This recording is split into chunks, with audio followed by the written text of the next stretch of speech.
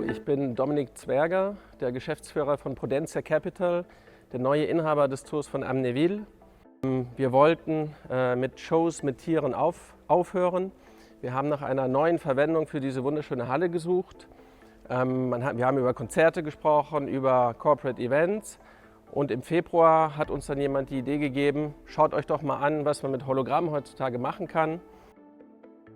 Mein Name ist Jan-Henrik Berger, ich bin Geschäftsführer der Extended GmbH. Vor circa 2,5 Monaten kam der Anruf von Dominik Zwerger. Er hätte die Show von Roncalli von uns gesehen und ob sowas möglich wäre, auch bei ihm im Zoo in Amnéville zu installieren.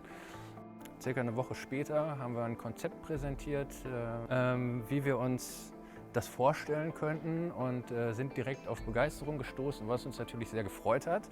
Wir hatten einen taffen Zeitplan mit circa 2,5 Monaten bis jetzt, wo alles fertig aufgebaut ist. Wir haben schnell ein Team zusammengestellt für die 400 Quadratmeter große Projektionsrückwand, um die alten Strukturen etwas zu verbauen. Und auch das Netz zu spannen. Wir waren ein Team von ca. 25 Personen zur Topzeit und haben knapp 4 Wochen jetzt gebaut. Mein Name ist Birger Wunderlich, ich bin Geschäftsführer der Firma Bluebox und Extended und wir stellen Holographien her. Die Holographie hier auf diesem Screen ist mit 10 Optoma-Beamern, Laserbeamern mit jeweils 10.000 Lumen realisiert.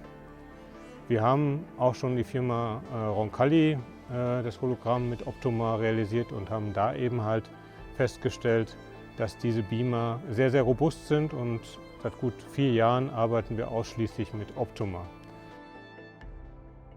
Mein Name ist Arthur Demotjan, Pro AV Account Manager bei der Firma Optoma Deutschland GmbH. Zum Einsatz sind hier Optoma Laserprojektoren gekommen, unter anderem unsere 10.000 Lumen Laserprojektoren ZU 1050 mit 10.000 Lumen Leuchtkraft und WUXGA Auflösung mit Wechselobjektivsystem. Für SK, für den hinteren Part der Projektion der Holographie, sind unsere kleineren Laserprojektoren zum Einsatz gekommen, und zwar die ZH 406 mit 4.500 Lumen.